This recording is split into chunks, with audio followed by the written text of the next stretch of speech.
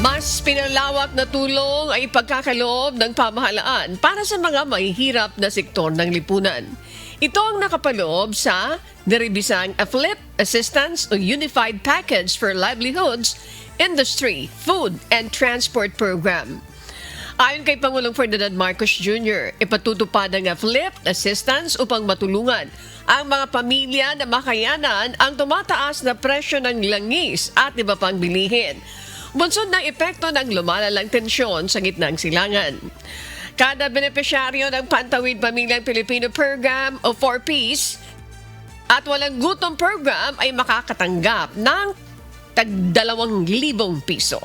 Ang mga benepisyaryo sa ilalim ng Community-Based Monitoring System o CBMS at mga low-income earners ay bibigyan naman ng 2,000 piso bawat buwan mula Hulyo hanggang Disyembre ngayong taon.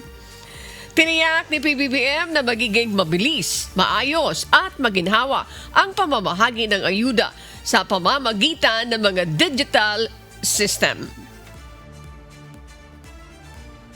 Sa ilalim ng Executive Order No. 110, inilunsad natin ang Unified Package for Livelihood, Industry, Food and Transport o yung UPLIFT upang maprotektahan ang kabuhayan ng mga Pilipino at mapanatiling matatag ang ating ekonomiya. Ngayong araw, pinalawak pa natin ang suportang ito sa pamamagitan ng UPLIFT Assistance.